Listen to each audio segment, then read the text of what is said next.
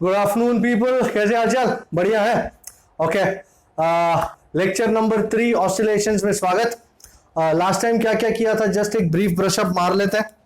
Last time हमने force law से शुरू किया था। Force law of SHM gave us a very important equation, cam omega square. If you remember, k is m omega square या cam omega square, and therefore omega came to be root of k by m. इसी की वजह से हमको frequency भी मिली, nu is 1 by 2 pi root of k by m, and time period भी मिल गया, t is equal to 2 pi root of m by k. Alright, so this was force law. Also हमने differential equation for SHM भी एक बार नजर मार ली, यहीं से मिला था। a is minus omega square x, so d square x by dt square is minus omega square x. Okay, so this was the differential equation for SHM. उसके बाद kinetic energy, potential energy, total energy के दर्शन। Kinetic energy half mv square, velocity का equation v is equal to minus omega a sine omega T plus 5, इसको यहां लगा डाला तो काइनेटिक एनर्जी मिला half m omega square a square sine square omega T plus 5। m omega square को k का नाम दिया, कहां गया तू, ये रहा। So kinetic energy was also equal to half k A square sine square omega T plus 5। हमने इस टेक्स्ट बुक इक्वेशन के अलावा एक और शॉर्टकट इक्वेशन निकाला था, if you tend to remember, half के ए स्क्वायर माइनस एक्स स्क्वायर। हाँ, इसको यूज नहीं कर सकते, ये बात अलग है, but this is what it is. फिर potential energy, potential energy half k x square, मस्त। एंड एक्स की जगह अपना favourite expression x is a cos omega T plus 5,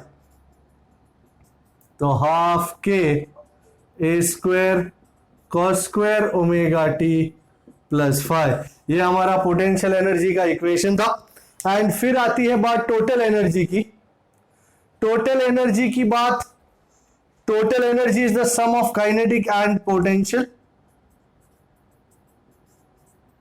and in दोनों को ऐड करने से हमको जन्नत मिलती है हाफ के ए स्क्वायर विच इज कांस्टेंट। तो चाहे पोटेंशियल एनर्जी कुछ भी हो, काइनेटिक एनर्जी कुछ भी हो, but there sum, there addition which is total energy is always constant.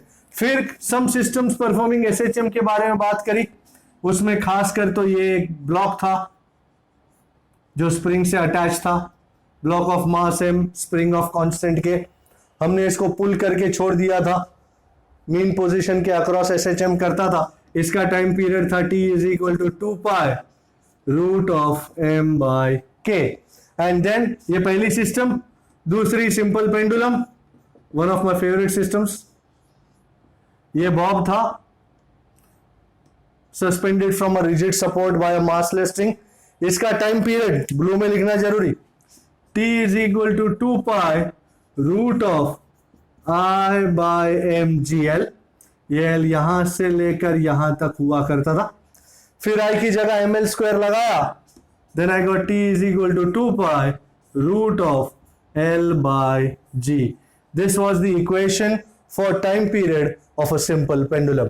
Seconds pendulum was a pendulum जिसका टाइम पीरियड 2 सेकंड्स था। सो ये सब हमने लास्ट टाइम देखा था, इसमें कोई दिक्कत? We are good to go? Okay, आगे बढ़ते, आज का कारवां शुरू करते हैं। एंड आज का कार्रवाई बहुत ही रियलिस्टिक आइडिया से शुरू होता है। यू नो, ऐसा रियलिस्टिक आइडिया जिसको आपने बहुत बार एक्सपीरियंस किया होगा, इससे जूझे होंगे, किस तरह ये सिचुएशन खड़ी हो रही है, इसका आइडिया नहीं आता, ये क्यों ऐसा हो जाता है। इस आइडिया का नाम है, बहुत ही realistic idea, it is called damped oscillations. क्या नाम है इसका? Damped oscillations. I will explain it to you. Sir आप कह रहे थे एकदम रियल लाइफ आइडिया है, रियलिस्टिक आइडिया, क्या है? Okay, very realistic. झूला तो झूले होंगे पार्क में जाके। सपोज आप झूले पे बैठे हैं और किसी ने आपको पीछे से धक्का मारा, मस्त, आपका ऑसिलेशन चालू हो गया, tick tock tick tock. But जैसे जैसे आप झूल रहे हैं, you also tend to notice that amplitude of the oscillations goes on decreasing with time. किसी ने एक बार धक्का मार के छोड़ दिया और दोबारा धक्का नहीं मारता, तो you will see that the amplitude goes on decreasing with time. Have you observe that? Also अगर आपको घर पे ये एक्सपेरिमेंट करना है तो बिल्कुल कर सकते हैं. एक स्ट्रिंग लेंगे, उस स्ट्रिंग से एक हैवी बॉडी बांधेंगे, इसको ऐसे पकड़ेंगे, ऐसे ये स्ट्रिंग है, ये हैवी बॉडी है, उसको ऐसा डिस्प्लेस करके छोड़ दो.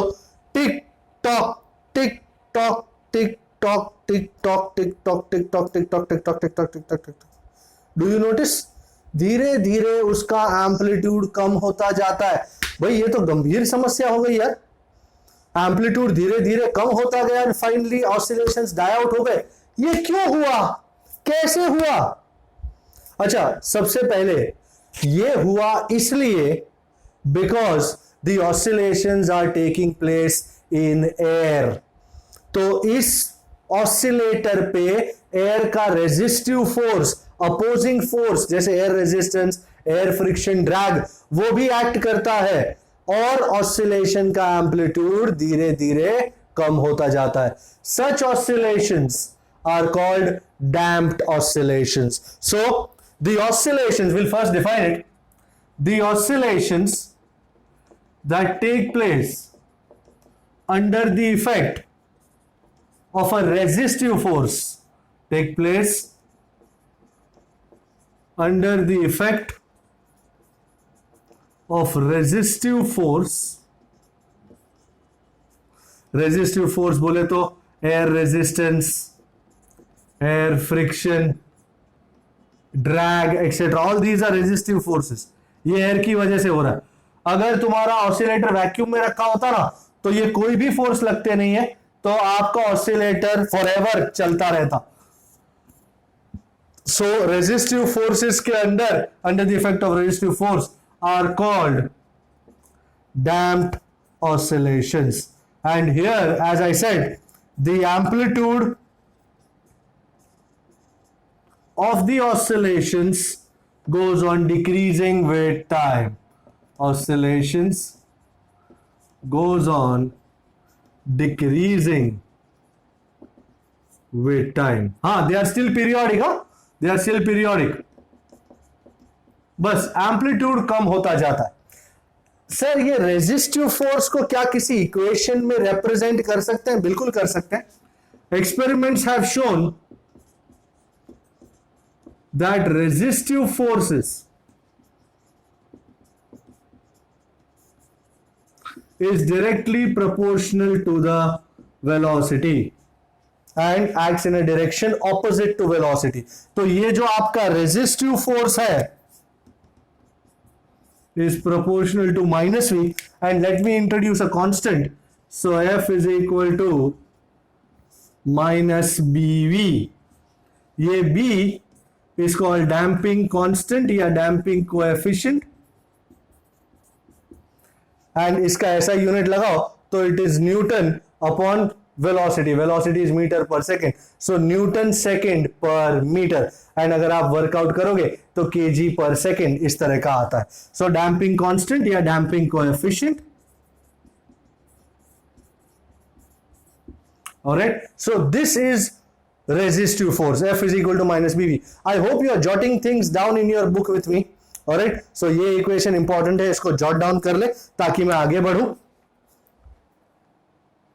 ओके, अच्छा, एसएचएम की शुरुआत जब करी थी, एसएचएम ऑसिलेशन समझने की शुरुआत करी थी, तब एक ही फोर्स था, restoring.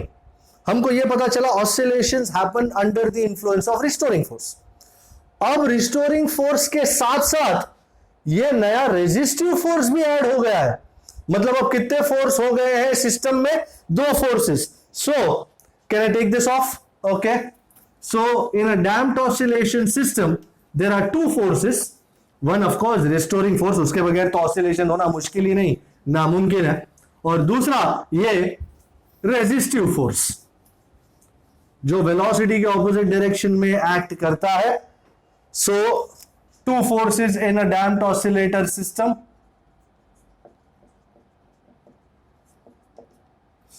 two forces. One restoring force, which is of course minus kx. Secondly, resistive force, जो अभी अमन ने देखा, minus bv. So ladies and gentlemen, what is going to be the net force? पहले अकेला माइनस के एक्स ही था. F is equal to minus K X लिखते थे, जन्नत नशीन हो जाते थे. हाँ क्या बात है, वाह वाह बढ़िया. अकेला ये फोर्स था, एसएचएम हो रहे थे. पर अब ये भी इंट्रोड्यूस हुआ है जी.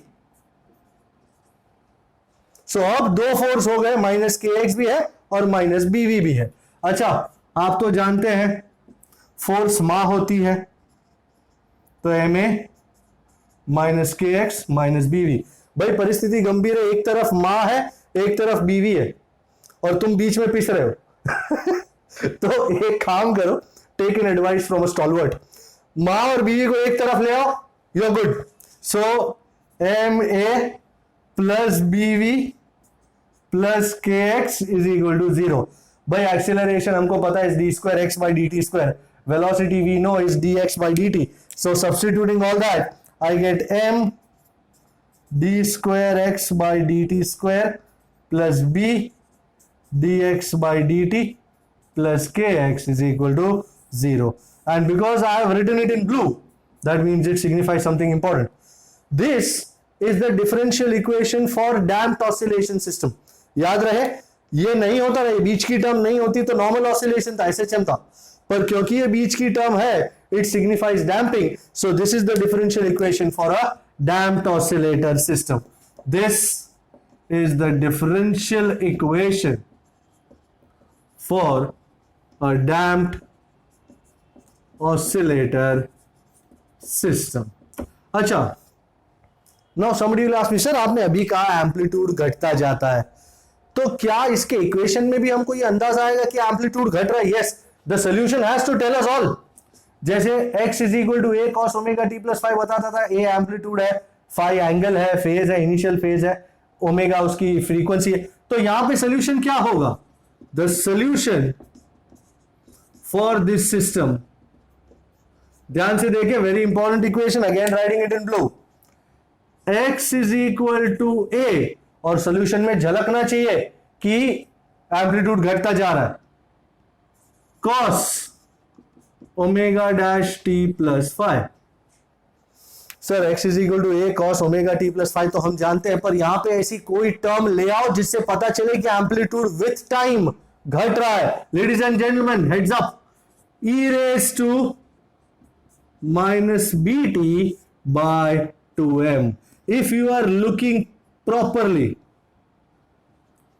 Can you see x is equal to a e raised to minus bt by 2m. This is an exponential term, cos omega dash t plus 5. बाकी सारी चीजें नॉर्मल जैसी है, बस ये एक्सपोनेंशियल टर्म वो भी माइनस में, ये दिखाता है कि तुम्हारा एम्पलीट्यूड ड्रास्टिकली एक्सपोनेंशियली कम होता जा रहा है. So this term a e raised to minus bt by 2m is the amplitude at any time t, or I tend to call it a dash.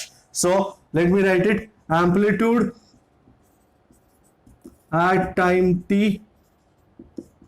is, blue में लिखेंगे, important है, याद रहे, a dash is a e raised to minus bt by 2m.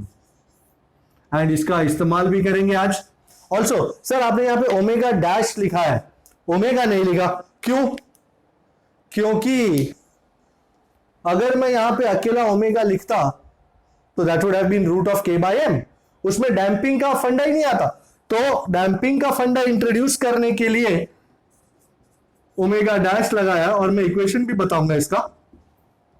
Omega dash is root of k by m, अपना pure simple best है ये, minus b square by 4m square. So if you are looking closely, you can see that अकेला k by m होता, it would have been normal angular frequency, कोई damping नहीं. पर अगर damping है तो यहां पे minus b square by 4m square भी आ जाएगा. ऑलराइट, सो ये ओमेगा डैश का इक्वेशन है. And now let me show you कि ये एक्सपोनेंशियली घटता कैसे. I will show you that exponent. I am taking this off. I hope you written down all these 3 फॉर्मूले ऑल्सो.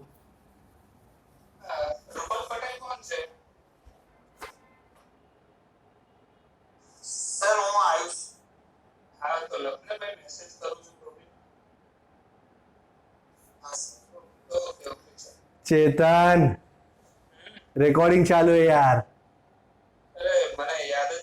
अरे कमाल करते हो चेतन बाबू. ओके ठीक है. Okay so let me show you कि ये एम्पलीट्यूड घटता कैसे है एक्सपोनेंशियली. ध्यान से देखिएगा. I am going to make a graph. अगर तुम्हारा नॉर्मल एसएचएम होता ना तो ये नॉर्मल एसएचएम ऐसा ऐसा ऐसा ऐसा चलता जाता. Can you see amplitude same रहता है at every point of time. ये नॉर्मल एसएचएम का ग्राफ है. नॉर्मल एसएचएम पर डैम्प्ड ऑसिलेशन. अरे भगवान देखो तो सही. This is time t. ये एम्पलीट्यूड है. आप देखें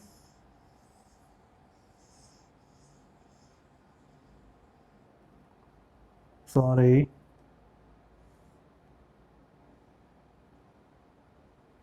दिख रहा है आपको कितना खतरनाक तरीके से कम होता जा रहा है. So this is exponential decrease. A E raise to minus B T by 2m. ये एक्सपोनेंशियली डिक्रीज होता जा रहा है. 100 से 10, 10 से 3, 3 से 1, 1 से 0.05 एकदम छोटा होता जा रहा है. This is called an exponential decrease. Fair enough. Are you with me. ये दिखाई दे रहा है. ये नॉर्मल एसएचएम और ये डैम्प्ड ऑसिलेशंस. ये damped system. Alright. Normal SHM में एम्पलीट्यूड रिमेन्स कांस्टेंट. इसमें amplitude goes on drastically decreasing with time. If you written this let me take this off now. अच्छा इस इक्वेशन के बारे में मैं एक और बात आपको बता दूं कि डैम्पिंग अगर कम हो. ये कब पता चलता है कि डैम्पिंग कम होता है या डैम्पिंग का असर ज्यादा नहीं है. Let me show you. अगर B इसको नोट में लिखेंगे खास. और ये सिर्फ एंगुलर फ्रीक्वेंसी में वर्कआउट होगा. If B is much less than root of km then damping has no effect on omega. Then damping has no effect on omega or time period t. So ये याद रखिएगा हमेशा. सबसे पहले root of के M find कर लीजिएगा. अगर उसकी वैल्यू काफी ज्यादा है बी से तो इसका मतलब ओमेगा में वो B square by 4m square लेने का जरूरत नहीं है. सीधा रूट ऑफ के बाई एम ले सकते हैं. अभी ये न्यूमेरिकल करूंगा. अच्छा ऑल्सो तुमको टोटल एनर्जी याद है. Total energy of an SHO. Do you remember it was simply half के ए स्क्वायर. एनर्जी इज हाफ के ए square. Can you see it is depending on amplitude. पर यहां पे तो amplitude is decreasing with time. तो क्या टोटल एनर्जी भी decrease होगी. So let us see for a damped oscillator क्या सीन है. For a damped oscillator mechanical energy या total energy E dash is half के A dash square. And A dash की जगह can I put A E raise to minus B T by 2m. a e raised to minus bt by 2m the whole square. Let's open up brackets. So what are we left with? E dash half k a square e raised to minus bt by 2m into 2 cut गया minus bt by m. Wow बहुत ही बढ़िया expression. And ये equation ये दिखाता है कि with time total energy of a damped oscillator also decreases. So energy of a damped oscillator also decreases with time. Can you see this? Is this agreeable? Right. We are on to illustration number 10. It says damped oscillation का मामला है. For a damped oscillation shown in figure 20, the mass m of the block is 200 grams. So this is 200 gram, मतलब 0.2 kg. The spring constant K is 90 Newton per meter, and the damping constant B is 40 gram per second. Oh, ग्राम को KG में convert करना जरूरी. 40 into 10 raised to -3 kg per second, that is 0.04 kg per second. They want us to find the period of oscillation. Secondly, the time taken for its amplitude to drop to half. So time taken for amplitude to become half of initial amplitude. Initial amplitude का आधा कितने time में हो जाता है वो find करना है. And lastly the time taken for mechanical energy to drop to half for e dash to become e by 2. Now this is a very important idea. हम सबसे पहले टाइम पीरियड चेक करते, पर उसके लिए पहले रूट ऑफ के M check करना पड़ेगा. नाउ बी तो हमको पता है 0.04 है. रूट ऑफ के एम चेक करते हैं. के कितना है 90 एंड एम कितना है 0.2. 90 into 0.2, anybody? Isn't that 18? And root of 18 is करीबन 4.5 या something, 4.4, 4.24. अब इसको देखो और 0.04 को देखो. Isn't B very less than 4.24? So as B very less than root of km, so we neglect B square by 4m square in the equation of omega. So omega finally is करीबन root of k by m, and time period t is 2 pi root of m by k. मुझसे time period मांगा उन्होंने. मैं चाहता तो पहले omega find कर सकता था, पर दो चीज फाइंड करके फायदा नहीं. m 0.2 divided by k, which is 90. Anybody is doing this? So this is 6.28 into root of 0.2 by 90. That's 2 into 10 raised to -1 by 90. That's 1 by 45. 1 by 450 I think. 1 by 450. तो 450 का रूट फाइंड करके 21.21 0.296. Is there anyone who has the answer? 0.296. Are you there? Are you with me? So this is करीबन 0.3 second. Check and confirm. Agreeable? Okay. ये तो आसान था. अब important वाला फंडा सेकंड वाला है. मैं इसको उड़ा रहा हूं. ओके, देख लिया. अब तक अगर आप सो रहे हैं तो जाग जाइए. ये बहुत इंपॉर्टेंट मामला आ रहा है. इसमें एक्चुअली ई रेज टू को कैसे टैकल करना है ना, वो काफी अच्छी तरह हम इसको देखेंगे. So please pay attention. Now second part, B part. अच्छा, amplitude given a dash is a by 2. भाई a dash का इक्वेशन क्या था अगर आपको याद हो? It was a e raised to minus bt by 2m and that is equal to a by 2.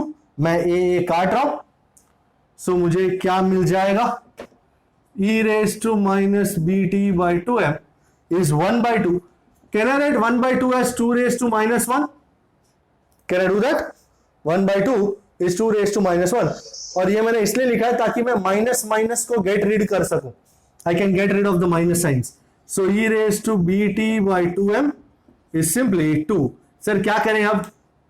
भाई लॉग्स लेना पड़ेगा. Take logs.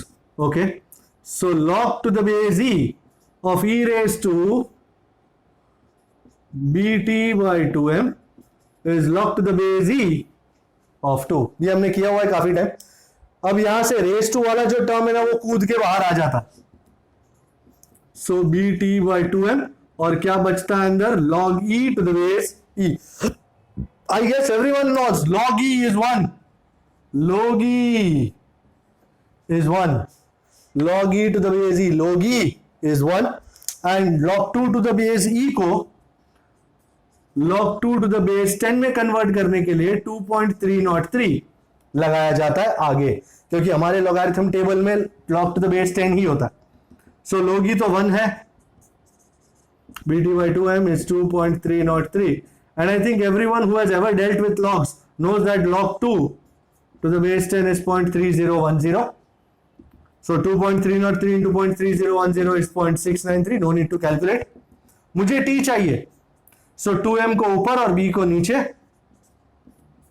Wow lovely. I think मौका आ गया, वक्त आ गया m और b को पुट करने का। m कितना है, 0.2। I hope somebody has a fast finger, upon b 0.04. Is there anyone calculating? 2 into 0.2 is 0.4. 6.93. Yes sir. So 6.93 seconds is your answer. आपने देखा, फिर से एक और बार दिखा दूं आपको। a dash is equal to a by 2 दिया हुआ है, a dash की जगह a e raised to minus bt by 2m लगाया, a काटा, so you are left with e raised to minus bt by 2m is 1 by 2, which can be written as 2 raised to minus 1. Minus goes away, e raised to bt by 2m is 2. I have taken logs, so log to the base e, log to the base e दोनों side आ गया। bt by 2m jump करके बाहर आया, बचा क्या, log e to the base e, which is 1. log e to the base e is 1, and log 2 to the base e को log 2 to the base 10 में convert करने में 2.303 हुआ, लगाया इधर log 2 to the base 10 0.3010, this into this is 0.693, put it there, find out the value of t. Agreeable? No problems? Okay. अब मैं third वाला करने जा रहा हूं, e dash is e by 2 and it will be a piece of cake। अगर ये वाला समझ में आ गया है तो सेकंड वाला तो काफी आसान है। ई डैश का इक्वेशन हमारे पास ऑलरेडी था, है और रहेगा। So C given, I always start with given, E dash is E by 2। भाई ई डैश क्या था, हाफ के ए स्क्वायर,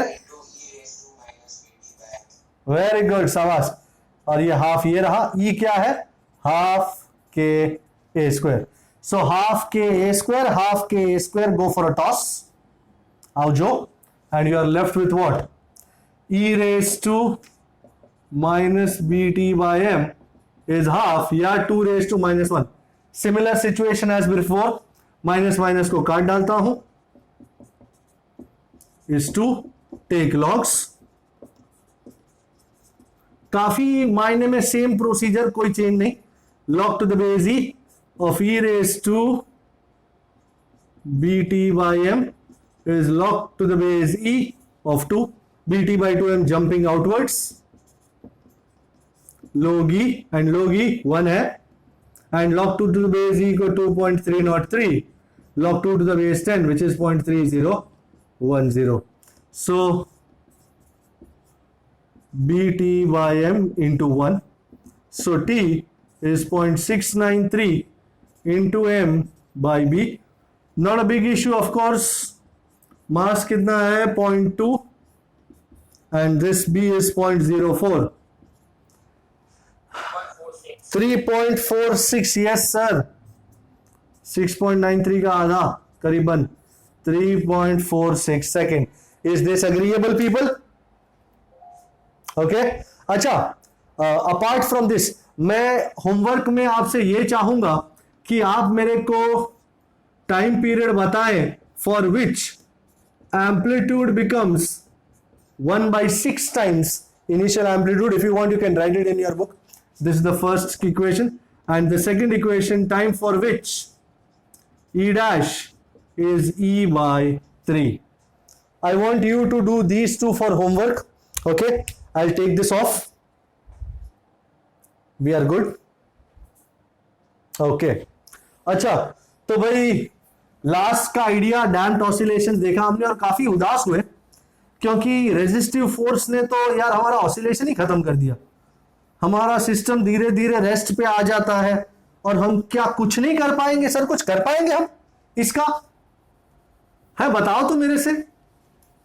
तुम पार्क में झूला झूल रहे हो और तुम्हारे दोस्त ने तुमको मस्त पीछे से एक धक्का मारा है और फर्स्ट क्लास झूला चालू हो गया है। आई होप ये निकल लिया हो। और थोड़ी देर बाद टक टक टक टक टक टक टक टक टक टक टक टक टक टक रेस्ट पे आ गए यार। क्या हम ऑसिलेशन, ये हमको पता है कि ये डैम्पिंग क्यों हुआ है? रेजिस्टिव फोर्सेस की वजह से हुआ। एयर को ना तुम रोक सकते हो ना मैं, तो वो तो आउट ऑफ क्वेश्चन है। पर क्या हम ऑसिलेशन को चालू रखने के लिए कुछ कर सकते हैं क्या? कुछ हो सकता है? आप सोचो, आप कुछ करते हो?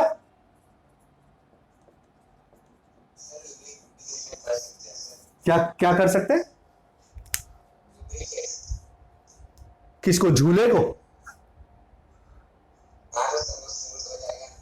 ओ भाई, एयर की वजह से होने वाले रेजिस्टिव फोर्स को लुब्रिकेशन से कैसे चेंज करोगे आप? मैं एकदम रियल लाइफ बात करता हूं, तुमने 25 बार किया होगा। Don't you agree? आप झूले पे बैठे हो और जैसे ही एम्पलीट्यूड कम होने लगता है आप अपने पैर से धरती को धक्का नहीं मारते कड़क करके? है ना? धरती को धक्का मारते हो, ग्राउंड को, और फिर से ऑसिलेशन चालू हो जाता है। और जैसे ही आपको लगता है कि फिर से एम्पलीट्यूड कम होने लगा, फिर से पैर से धक्का मारा, चालू कर दिया। So you are applying an external force to counter the resistive force. Such oscillations are called forced oscillation. तुम्हारे पैर का धक्का पड़ता है एग्जैक्ट टाइम्स पे, तब जाके ऑसिलेशन कंटिन्यू रहता है। तो same old idea, you know, आपके दादा के जमाने में जो घड़ियाल हुआ करती थी पेंडुलम वाली, उसमें भी तो वो भी तो एयर में ही ऑसिलेट करती थी। तो तुम्हारे दादा क्या करते थे? रोज सुबह उठ के उसमें चाबी लगाते थे। तो उससे क्या है कि एक्सटर्नल फोर्स मिलता जाता था और ये चलता जाता था। पर अब दादा तो रहे नहीं, न चाबी आ रही, तो अब क्या होता है? अब वो लोग पीछे सेल लगाते हैं, यू नो, बैटरी लगाते हैं। बैटरी बीच बीच में एक्सटर्नल फोर्स मारती रहती है, ये टाक टाक टाक टाक टाक टाक टाक टाक टाक, जिससे बंदा ऑसिलेट करता ही रहता है, पेंडुलम ऑसिलेट करता ही रहता है, फटके मिलते जाते हैं और वो ऑसिलेट करता जाता है। Such oscillations that take place under the influence of an external periodic force in order to counter resistive force, of course, are called forced oscillations. So the oscillations, ये तुम कर रहे हो resistive force को oppose करने के लिए. So the oscillations that take place under the influence of an external periodic force are called forced oscillations. So इस फोर्स्ड ऑसिलेशन में एक एक्सटर्नल पीरियोडिक फोर्स की आवश्यकता होती है जिसको रेजिस्टिव फोर्स को काउंटर करने के लिए मारा जाता है। So the external periodic force, अब यहां पे कितनी फोर्सेस हो गई? 3 फोर्सेस हो गई इस सिस्टम में। पहली तो रिस्टोरिंग, जिसके बगैर ऑसिलेशन का चांस ही नहीं है, -kx। दूसरी हो गई resistive, air resistance, air drag वाली, -bv। और तीसरी एक्सटर्नल पीरियोडिक फोर्स जो है, ध्यान से देखे, F = F0 cos ω d × t। Sir ये कौन है? ये एक्सटर्नल पीरियोडिक फोर्स है। आप ft कहना चाहते हो तो ft कह सकते हो। Here omega D is prime, omega D is called driving frequency. जो तुम्हारे पैर धक्का दे रहे हैं ना, वो फ्रीक्वेंसी है ये ड्राइविंग फ्रीक्वेंसी। सो आप देखेंगे इस सिस्टम में there are two frequencies. So forced oscillator system has two frequencies.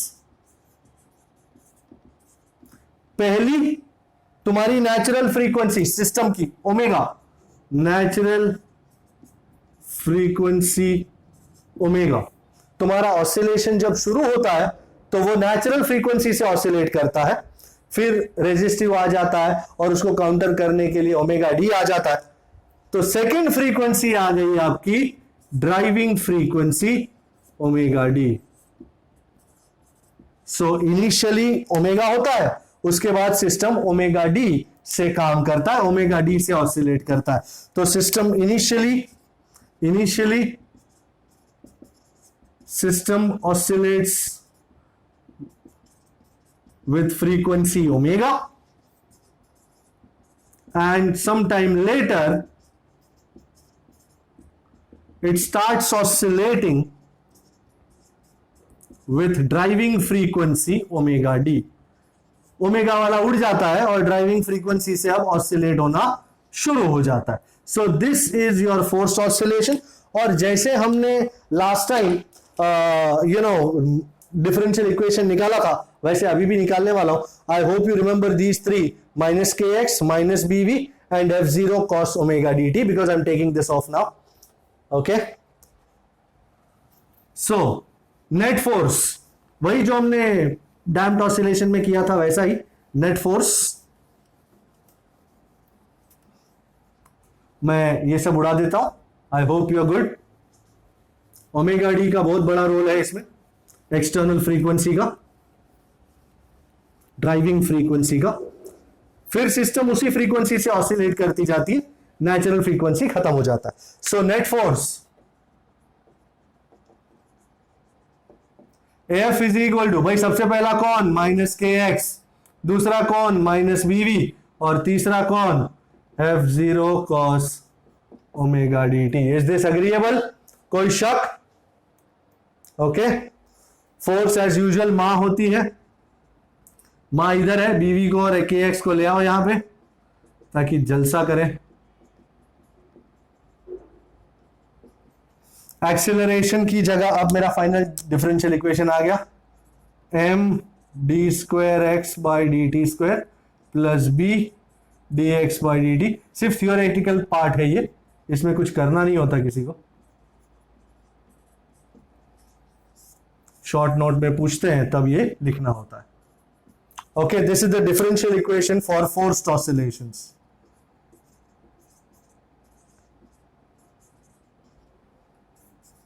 For a forced oscillator system. अच्छा, इसका सोल्यूशन क्या होगा? भाई तुमने डैम्पिंग वाली टर्म को हटाने के लिए तो ये लगाया था सोल्यूशन, तो फिर डैम्पिंग वाली टर्म हट जाने पर खुशी की लहर नहीं दौड़ जाएगी? तो तुम्हारा इक्वेशन बन जाएगा x is a cos omega D T plus, मैं अल्फा लिख रहा हूं यहां पे just to distinguish it from phi. Isn't this lovely? So first thing you observe here is system again a cos omega t plus phi के format में आ गया। पर अब फ्रीक्वेंसी कौन सी है? Driving frequency. इस फ्रीक्वेंसी से ऑसिलेशन होंगे। एम्पलीट्यूड और फाई के इक्वेशंस दिखा देता हूं आपको। The amplitude of a forced oscillator system, this is an important equation, people. Some people find this dangerous. F0 over m square omega square minus omega d square the whole square plus b square omega d square the whole raised to half. Sir ये कोई equation है? ये तो बाप है सबका। हाँ है भाई। And the second most logical question people ask me, actually I find it more stupid. Sir क्या इस इक्वेशन को याद करना है? दी आंसर इज यस, बिल्कुल याद करना है जी। शॉर्ट नोट में पूछेंगे तो आपको ये लिखना पड़ेगा, इसके बगैर ये इसका शॉर्ट नोट अधूरी है। So f0 amplitude f0 over m square omega square minus omega d square the whole square plus b square omega d square the whole raise to half. Don't worry, इसको use नहीं करना है कहीं पे। Also ये alpha क्या है sir? Alpha, tan alpha भी बता देता हूं, tan alpha is minus v0 over omega D into x0. It's just an equation, इस पे ज्यादा कुछ तवज्जो देने का जरूरत नहीं है. Here x0 and v0 are the displacement and velocity of the oscillator at time t equal to 0. t equal to 0 पे क्या डिस्प्लेसमेंट था, क्या वेलोसिटी था, वो यहां लगाओगे तो आपको अल्फा मिलेगा. डोंट वरी, आपको लगाना नहीं है कहीं पे भी, इसके ऊपर कोई न्यूमेरिकल इलस्ट्रेशन कुछ नहीं है. Okay, so this is what it is. But इस इक्वेशन से थोड़ा ध्यान देंगे तो you see that this equation depends on omega D, omega and your damping. तो इस इक्वेशन को मद्देनजर दो सिचुएशन खड़े हो जाते हैं. I hope you written this and this. I can take this off now, can I? Okay, जैसे मैंने कहा मैं दो केसेस पकड़ूंगा. Case one is an ideal scenario and case two is more real life scenario. Case one में damping is small damping and omega quite far from omega D. मतलब दोनों की वैल्यूज काफी अलग है, quite far from omega D. अच्छा, मैंने इसीलिए ये बाजू वाला उड़ाया नहीं ताकि देखने में सहूलियत रहे. अब डैम्पिंग बहुत छोटा है, बी बहुत छोटा है, तो omega square minus omega d square काफी बड़ा है इससे. सो डोंट यू अग्री, हम b square omega d square को निग्लेक्ट कर सकते हैं. So as b is small, very small, we neglect b square omega d square from denominator. And अगर उसको निग्लेक्ट किया तो क्या बन जाएगा? Amplitude. So amplitude becomes, don't you agree, ये चला गया तो this in raise to half. So amplitude is f0 over m square omega square minus omega d square the whole square raise to half. ये square और ये square raise to half cut गया, क्या बचा? f0 over m omega square minus omega d square. वाह sir, क्या बात है, चकाचक इक्वेशन आया. So as you can see, the amplitude depends now on the difference between omega and omega d. So amplitude depends now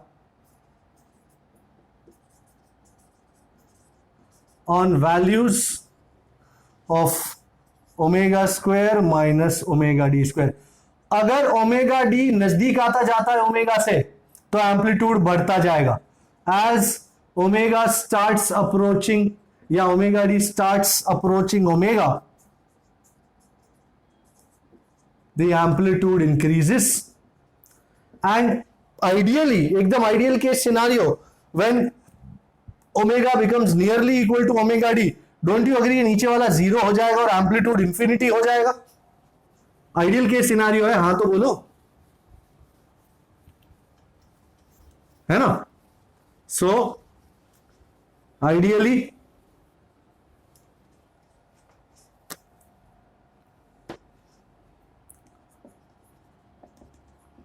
when omega d becomes nearly equal to omega, then amplitude becomes infinity.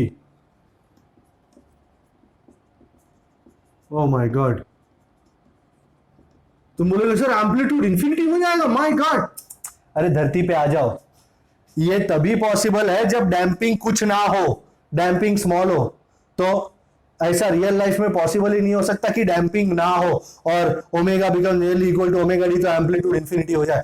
ये ideal scenario है. Let's go to some real scenario, but this is not possible as there will be some damping. थोड़ा बहुत damping तो होगा ही सरकार, क्योंकि जिंदगी में एयर में आए हो तो डैम्पिंग तो होगा ही. तो अब वो रियल लाइफ का सिनारियो देखते हैं. डैम्पिंग रीजनेबल, मतलब डैम्पिंग की वैल्यू ली जाती है, and omega quite close to omega D.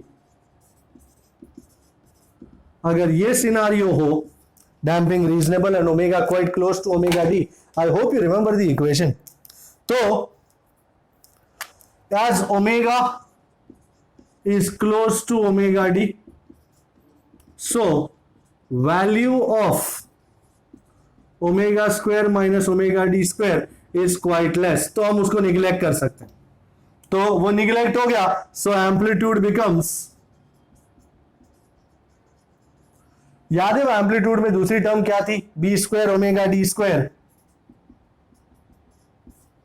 पहला वाला टर्म तो निगलेक्ट कर दिया, b square omega d square the whole raise to half. तो ये स्क्वायर और ये रूट गया. So amplitude will become f0 by b omega d. Oh, very nice. So amplitude is now depending on the damping, and तुम्हारा damping decide करेगा कि तुम्हारा amplitude कितना बड़ा हो. I'm taking this off, and इसको देख के ये लग रहा है कि अगर तुम्हारा damping जो है वो छोटा हो, value reasonable हो, and omega nearly equal to omega d हो, तो आपका एम्पलीट्यूड बहुत बड़ा हो सकता है. thus if omega nearly equal to omega d, then the amplitude will be quite high, and this phenomenon omega nearly becoming equal to omega d is called resonance. क्या नाम है इसका? रेजोनेंस. सो अगर तुम्हारा driving frequency becomes nearly equal to the natural frequency, system will vibrate with a very large amplitude. This phenomenon of the system vibrating with a very large amplitude is called resonance. Let me give you a small example. आप लोगों ने swing किया है, झूला. आप कभी कभी इस तरह खड़े हो जाते हैं झूले पे, एंड बैठ के धक्का मारते हैं. Have you ever done that phenomenon? बैठ के धक्का मारे तो एम्पलीट्यूड झूले का काफी बढ़ जाता है. You notice that? Ever done that? झूले के ऊपर खड़े हो जाने का, और जैसे ही झूला पीछे आए और फिर जैसे ही आगे जाए, तुम बैठ के उसको एक नया धक्का मारते हो, and you see that amplitude goes increasing. That is because your driving frequency is becoming nearly equal to the natural frequency. कभी कभी तो ये सिचुएशन हो जाता है कि इतना जोर का हमने धक्का मारा कि झूला एकदम हॉरिजॉन्टल हो गया. कभी किया है ऐसा? कभी हुआ आपके साथ? मेरे साथ एक बार हुआ था. मेरे साथ हुआ है कि मैंने अचानक से जोश आ गया मेरे में और अचानक से मार दिया धक्का. झूला यौ से सीधा ऊपर होके इट बिकेम नियरली हॉरिजॉन्टल, और सांस एकदम अटक जाती है, दिल गले में आ जाता है, जान गले में आ जाती है, ऐसा लगता है आप तो गियो ठाकुर. पर फिर बेटर सेंस प्रिवेल्स और फिर वापस नीचे आ जाते हैं. भाई इतना जोर से धक्का नहीं मारने का यार कि इतना लंबा एम्पलीट्यूड हो जाए. झूला टूट सकता है यार, रिस्की हो सकता है, risky business. So this is called resonance. यही होता है बड़े बड़े स्ट्रक्चर बनाते, बड़े बड़े बिल्डिंग बनाते हैं. आपने ये भी देखा होगा, आप ब्रिज पे खड़े रहते हो कोई भी, और सपोज कोई ट्रक या बस जाता है तो ब्रिज हिलता है, धड़ धड़ धड़ धड़ धड़ धड़. Have you noticed? किया है कभी? सो हर चीज वाइब्रेट करती है. बस इंपॉर्टेंट ये है कि बस की फ्रीक्वेंसी या ट्रक की frequency should not become equal to the natural frequency of the bridge, नहीं तो ब्रिज भी वाइब्रेट करेगा जोर से एंड टूट सकता है. तभी तो जब सोल्जर्स ब्रिज के ऊपर जाते हैं किसी नदी के पार, तो ब्रिज पे मार्चिंग नहीं करने का बाबा. कमांडिंग ऑफिसर हुक्म देता है, कदम तोड़, आराम से चल. इसका मतलब है कोई भी मार्चिंग नहीं करेगा, सीधा चलेगा, क्योंकि गलती से marching frequency left right equal हो गई ब्रिज की फ्रीक्वेंसी से, धार धार धार डुज, सारा बटालियन अंदर, तो जंग कैसे जीतेंगे? तो उसी तरह बड़े बड़े बिल्डिंग भी बनते हैं, एरोप्लेन वगैरह बनते हैं, तो उनमें भी ये केयर रखा जाता है कि विंग की कोई भी फ्रीक्वेंसी इंजन की फ्रीक्वेंसी के साथ मेल ना खाए, नहीं तो वाइब्रेशन इतना जबरदस्त होगा कि कैटास्ट्रॉफी हो जाएगी. तो this is what is the idea of resonance, और यहां पे इस आइडिया के साथ आपका चैप्टर खत्म होता है. Very well. Alright, I am taking this off and let's go to some illustrations. Okay, I'm looking at illustration number 6 where there are two springs same force constant के, इसका भी के, इसका भी के, एंड बीच में एक मास बांधा है, बीच में एक मास लटकाया है, लटकाया नहीं है, लगाया हुआ है। And now what we do is, हमने इसको ऐसा खींचा यहां तक,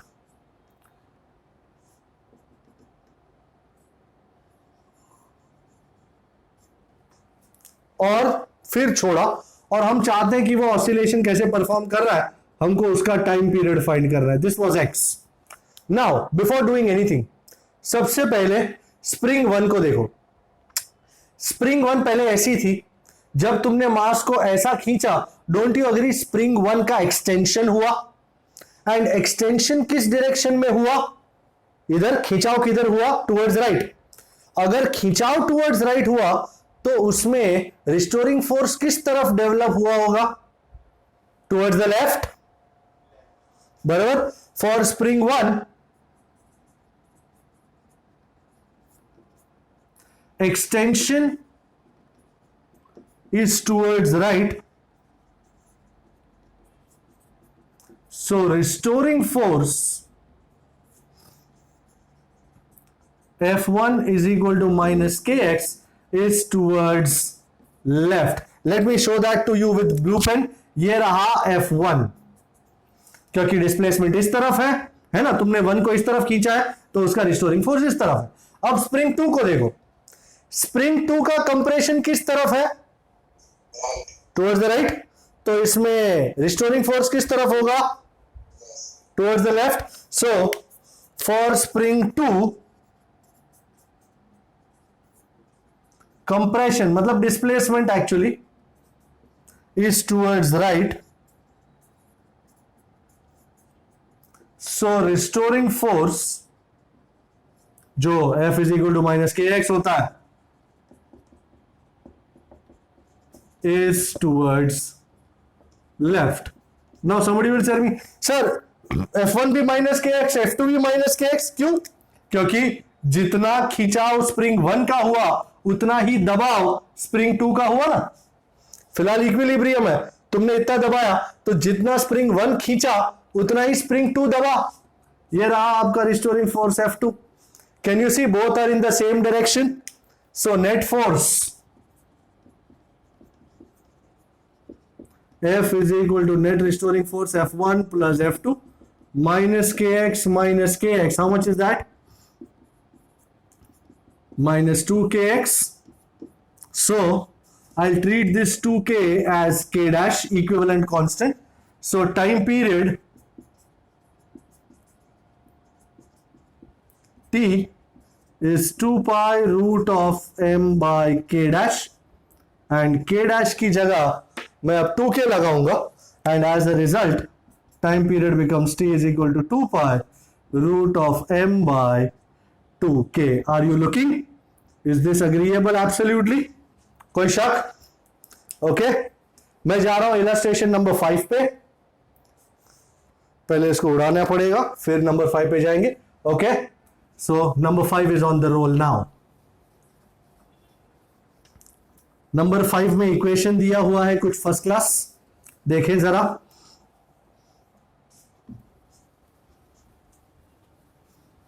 एंड फिर आगे बढ़ते हैं, क्या है क्या नहीं। Illustration number 5, let's have the particulars. मेरे पास इलस्ट्रेशन 5 के पर्टिकुलर्स रेडी हैं, and bringing it on your screen now. A body performs oscillates with SHM according to the equation x is equal to 5 cos 2 pi t plus pi by 4. Jolly good. सब कुछ ऐसा ही में ही है, metre में है ये। At t is equal to 1.5 second क्या करना है, calculate displacement, speed and acceleration. Okay, x कितना है फाइंड करना है, वेलोसिटी कितना है फाइंड करना है, एक्सेलरेशन कितना फाइंड करना है। ओके, तो सबसे पहले t को 1.5 सेकेंड लगा लो, put t equal to 1.5 second in equation 1, so x is equal to 5 cos, ध्यान से जरा भी चूक ना हो, 2 into 1.5. Now here comes the real trouble. Sir अब क्या करेंगे, इसका वैल्यू कैसे फाइंड करेंगे? भाई ध्यान से, सबसे पहले let me make a unit circle, आपको एक्सप्लेन कर दूं ये एक्चुअली हो क्या रहा है, ये कहां आएगा। ये यूनिट सर्कल है, ये हमारा एक्स एक्सिस, ये हमारा y axis. If you understand, सब कुछ यहां से शुरू होता है, तो दिस इज 0, टक टक टक टक टक टक यहां आता है। Let me call this point A, this is point B, this is going to be pi, टक टक टक टक टक टक यहां आता है 2 पाई, टक टक टक टक टक यहां आता है, दिस इज 3 पाई, टक टक टक टक यहां 4 पाई। बहुत ज्यादा आगे बढ़ गए, बस हो गया। 3 पाई प्लस पाई बाय 4, 3 पाई ये रहा प्लस पाई बाय 4, मतलब इधर। सो कौन से क्वाड्रेंट में चीजें लाई कर रही हैं? Third quadrant. Can you see? 0 pi, 2 pi, 3 pi, and 3 pi plus pi by 4, मतलब it will lie in the third quadrant. अब थर्ड क्वाड्रेंट में कोसाइन क्या होता है? यू नो, ये मैं बेनिफिट ऑफ बायोलॉजी स्टूडेंट्स कर रहा हूं। Add sugar to coffee, third quadrant में tan पॉजिटिव होता है, sine and cos are negative. So in third quadrant sine and cos are negative. So cos, भाई कोसाइन कोसाइन ही रहेगा, सिर्फ पाई बाय 2, 3 पाई बाय 2 होता है, तभी कॉस का साइन या साइन का कॉस होता है। बाकी 3 पाई, पाई, 2 पाई होता है, कॉस कॉस ही रहता है। सो कॉस पाई बाय 4 पर कैसा? नेगेटिव। ऑल्सो साइन भी आपके लिए फाइंड कर लेता। सर साइन क्यों फाइंड कर रहे हो? आएगा, एक बार काम आएगा बेटा। एंड पाई बाय 4 मतलब 45, कॉस 45 इज 1/√2 या 0.707। ये याद रखिएगा। वैसे आपको न्यूमेरिकल में लिखने की जरूरत नहीं, पर वैल्यू फाइंड करनी थी तो मैंने लिख दिया। So equation 2 becomes x is equal to 5 and ये cos 3 pi plus pi by 4 is minus cos of pi by 4। Value ये रही 5 into 0.707, 3.535।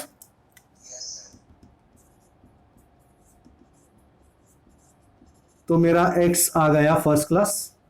अच्छा, अब वेलोसिटी के लिए, वेलोसिटी के लिए तुमको x को डिफरेंशिएट करना पड़ेगा, मेन x। ये वाला मत कर बैठना नहीं तो कुछ नहीं मिलेगा। So differentiate equation 1 with respect to time. So v is dx by dt, 5 आ जाएगा बाहर। I am just cutting a long story short, cos of 2 pi t d by dt of cos something minus sin something,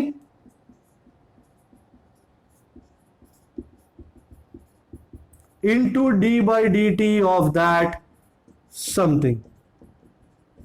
अच्छा, d by dt 2 pi t, 2 pi बाहर, d by dt of t 1 and d by dt pi by 4 0। So 2 pi आगे आके settle हो गया 5 number के साथ। I hope इतना नीचे का नजर आ रहा है आपको। इतना नीचे का नजर आ रहा है? जिंदगी मौत ना बन जाए, संभाल लो यारों। अब ठीक है? ओके, तो मैं ये सब कुछ उड़ा रहा हूं, ये आपके बेनिफिट के लिए मैंने बनाया था। अब मुझे इसकी जरूरत नहीं है क्योंकि साइन और कॉस दोनों की वैल्यू यहां लगी हुई है। सो फॉर योर पेर्यूजल, क्योंकि ऐसे कुछ भी अलग अलग टाइप के आ सकते, तो अपने को ये बेसिक आइडिया हो ना तो सब कुछ किया जा सकता है। So velocity is -10 pi sine, फिर से आपके लिए नया इक्वेशन लिख रहा हूं बोर्ड पे, ये number 4। Put t is equal to 1.5, value चाहिए ना, इन इक्वेशन 4। पाई की वैल्यू कितनी? 3.14 इंटू साइन। भाई t की वैल्यू 1.5 है, 1.5 2 जार 3 पाई। एंड बाद अब बा मुलाहिजा होशियार, मैंने साइन का भी फाइंड करके दिया था आपको। साइन 0.707, भाई ए माइनस है, माइनस लगाया पहले,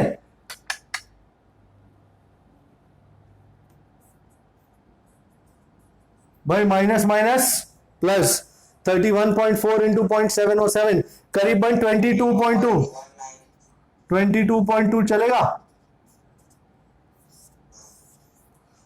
अभी कोई पूछेगा सर एक्सीलरेशन के लिए क्या वेलोसिटी को फिर से डिफरेंशिएट करो? नहीं मुन्ना, एक्सीलरेशन के लिए तो अपना है ना equation A is minus omega square x, याद आती है?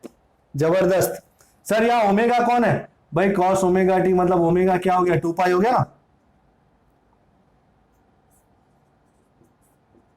और एक्स कितना है? So 2 pi the whole square that is 4 pi square, minus minus तो प्लस हो जाएगा, 4 इंटू 3.14 इंटू 3.535, आई थिंक 139 के आसपास शायद। You can also call it 140. Is someone calculating rightly?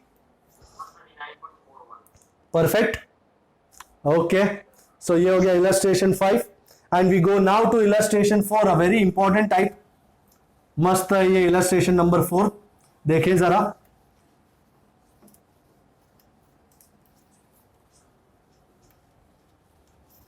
अगर आप illustration 4 को गौर से देख रहे तो आपको दो डायग्राम नजर आएंगे, दो गोले नजर आएंगे। ये यूसीएम एसएचएम वाले का ही फंडा है, so has to be dealt with carefully. इसके जैसा एक न्यूमेरिकल भी है। ओके पीपल, मैं शुरू कर रहा हूं।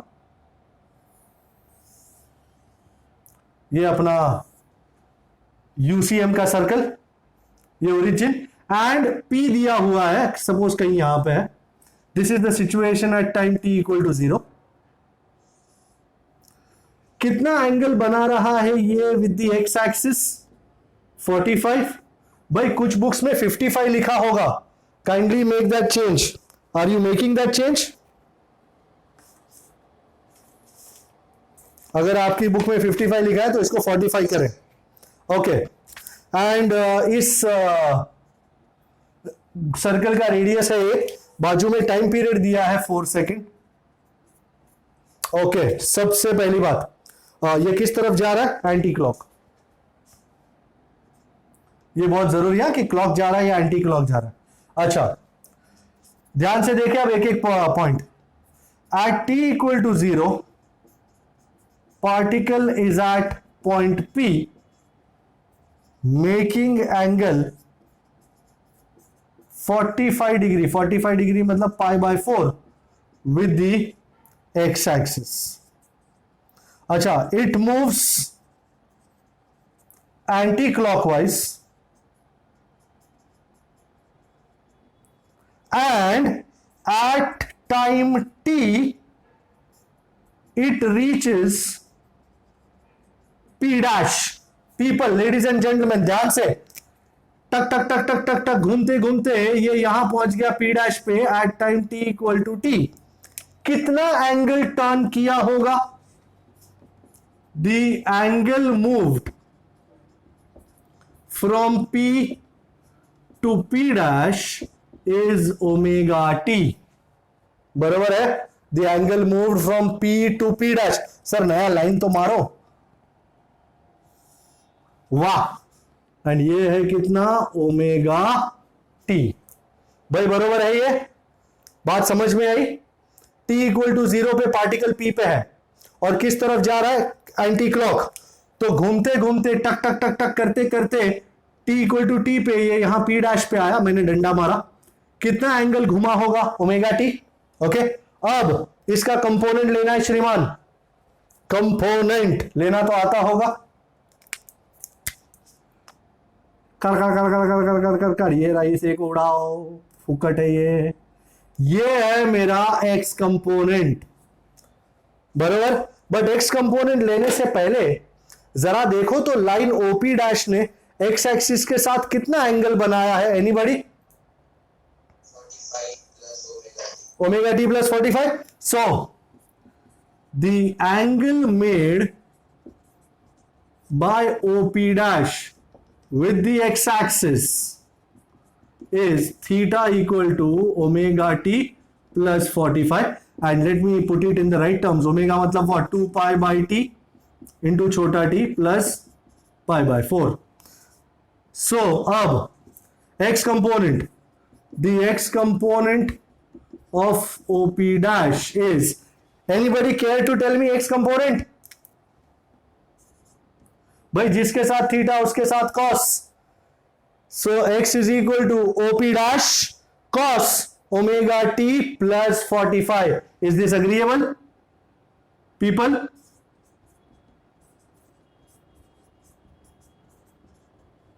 भाई ठीक है ना? कोई समझ में आ रहा है आपको? मुझे एक आध बंदा ही यस बोल रहा है. ओमेगा की जगह 2 पाई बाय बड़ा t into t plus pi by 4. अच्छा, put t is equal to 4 second. आप ऊपर भी लगा सकते हो, ऐसी कोई बात नहीं है. यहां 4 लगाया तो 2 पाई बाय 4 मतलब पाई बाय 2. तो x is equal to a cos pi t by 2 plus pi by 4. Is this absolutely understandable people? मैंने सबसे पहले देखा कहां पे है t इक्वल टू 0, फिर देखा किस तरफ घूम रहा है. यहां घूम रहा है तो मैंने टाइम t पे यहां बना दिया p डैश पे. कितना एंगल होगा? Omega T. अब उसका कंपोनेंट लिया, ये ओपी डैश कॉस कितना हो गया total angle? Omega T plus 45 लगा डाला, and the rest is history. Understandable? Okay. अब इसका सेकंड दूसरा वाला कर रहे हैं, सेम इसके जैसा ही है. अब देखें किस तरफ घूमता है, क्या घूमता है, तो पता चलेगा अपने को, क्योंकि सब कुछ देखना पड़ता है. कहां जा रहा है, कितना एंगल बना रहा है, क्या है करके, ये आप बताना मेरे को. एकदम बढ़िया, एकदम रियल लाइफ, कोई भी झोल झपाट नहीं, कुछ भी इधर उधर नहीं. फिर से मैं यूसीएम का सर्कल बना देता हूं. ये रहा O, and what is the data? Data ये है कि अब ये है P at time t equal to 0. Time period कितना है? 30 सेकेंड, जिसको एंड में ही रखने का रहता. एंड अब ये ऐसे घूम रहा है भाई साहब, क्लॉकवाइज. ओके, क्या रेडी आप लोग? At t equal to 0 particle is at P. भाई कितना एंगल बना रहा है एक्स एक्सिस के साथ? 90, मेकिंग 90 डिग्रीज मतलब पाई by 2 with x axis. It moves clockwise and at time t equal to t it reaches p dash. अच्छा बताओ तो p dash कहां आएगा? इस तरफ आएगा या सेकंड क्वाड्रेंट में आएगा? फर्स्ट में या सेकंड में? क्योंकि टक टक टक टक यहां जा रहा है ना, सो फर्स्ट क्वाड्रेंट में बैठेगा ये. Let us say this is p dash, this is at t equal to t. ये इसको उड़ा देता हूं मैं. ओ तेरी. एंड कितना एंगल बनाया होगा? What is the angle between P and P dash? Omega t. As is usual, the angle between OP and OP dash is omega t. And now ladies and gentleman, अब component लेना है. Component कौन सा लेना है? अच्छा, ये इसका नाम क्या है? B है. B बोले तो कर. ये रहा उसका एक्स कंपोनेंट. पर कितना एंगल बना रहा है B एक्स एक्सिस के साथ? एनीबॉडी? वाह वाह वाह छोटे, क्या बात है. सो द एंगल मेड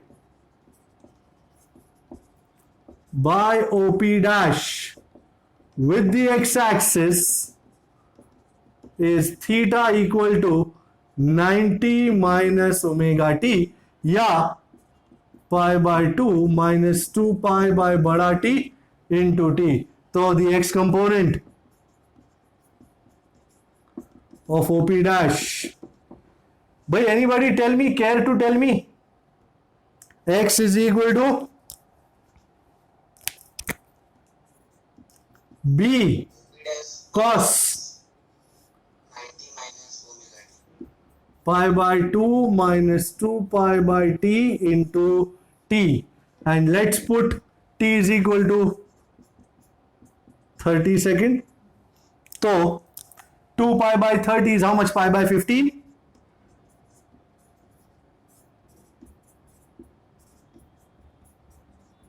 अच्छा, आप इस तरह भी छोड़ सकते हो या फिर आप ये भी कर सकते हो, you know cos pi by 2 minus theta is sin theta, तो आप इसको साइन में भी कन्वर्ट कर सकते हो, which would give you x is equal to b sin pi t by 15, or you know cosine, I'm taking this off, cosine is an even function. I'm sure majority लोगों को ये अंदाजा नहीं होगा सर even function का मतलब क्या होता है.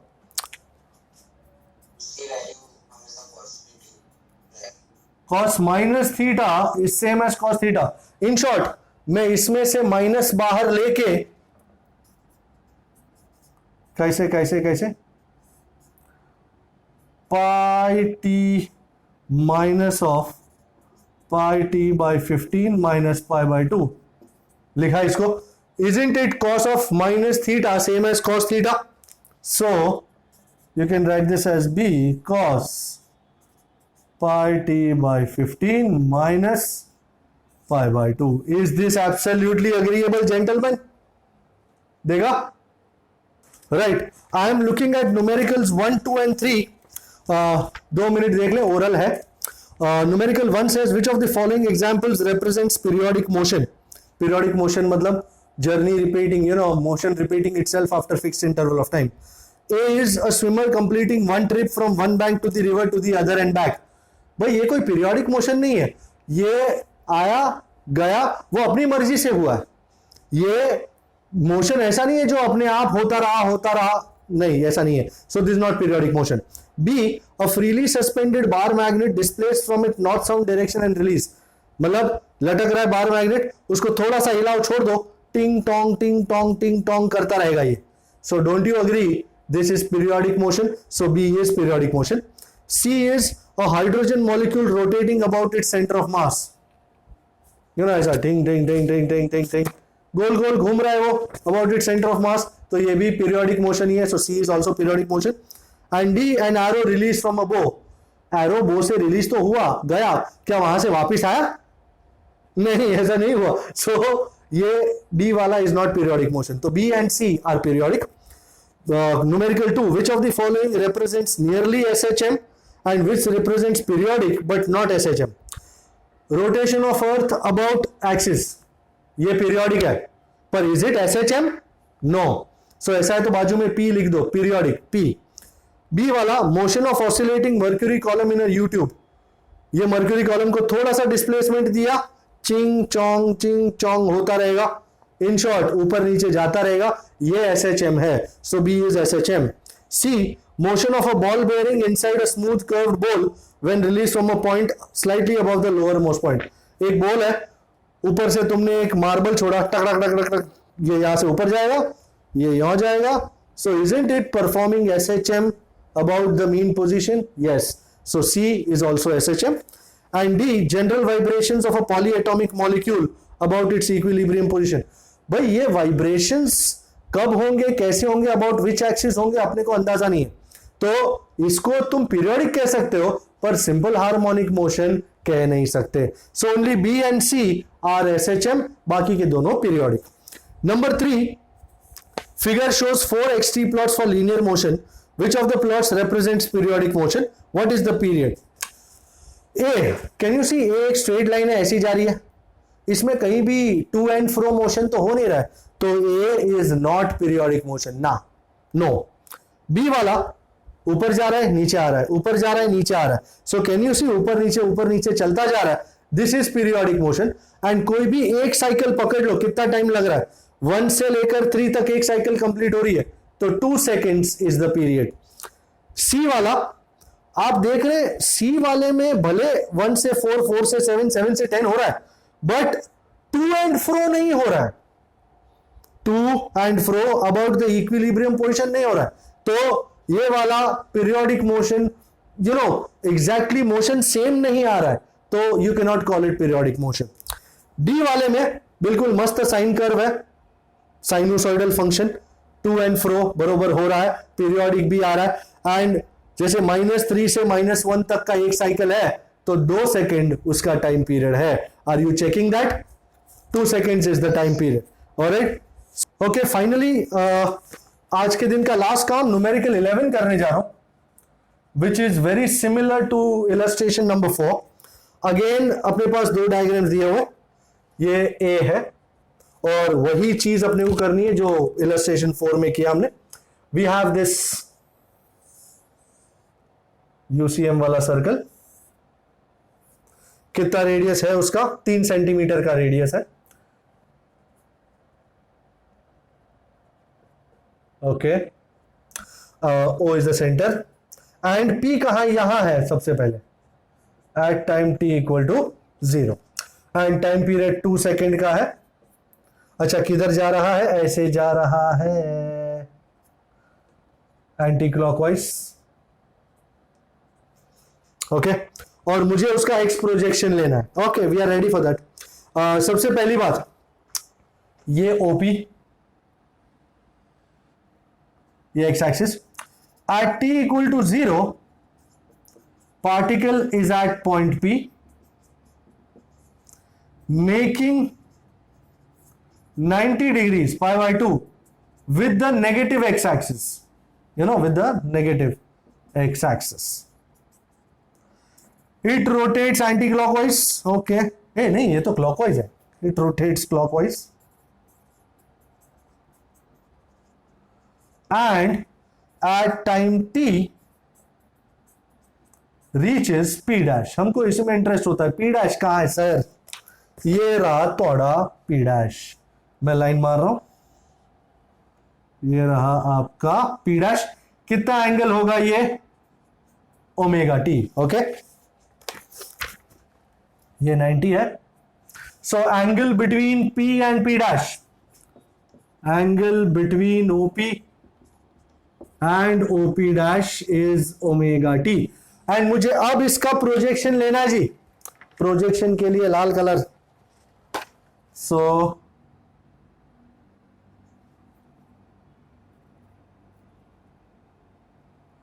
ये रहा, कितना गंदा प्रोजेक्शन है सर, ये रहा प्रोजेक्शन। एंड भाई सबसे पहले तो इंपॉर्टेंट बात ये है कि कितना एंगल बना रहा है ओपी डैश एक्स एक्सिस के साथ। सो ध्यान से देखें, एंगल मेड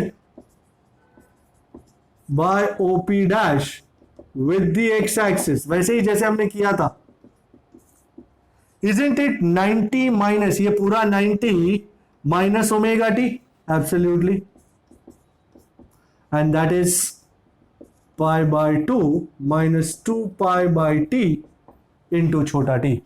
एंड अब एक्स कंपोनेंट लेना लाजमी है, एक्स कंपोनेंट बहुत शांति से, भाई यह आपका वेक्टर है एंड इसका एक्स कंपोनेंट यह जाएगा।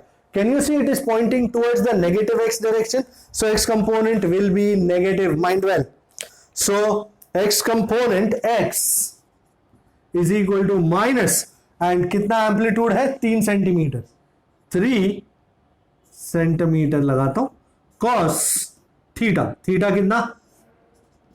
पाई बाय 2 माइनस 2 पाई बाय बड़ा टी इंटू टी, एंड बड़ा टी कितना? 2 सेकेंड, so 2 by 2 pi हो जाएगा। so your equation is x is equal to minus 3 cos pi by 2 minus pi t।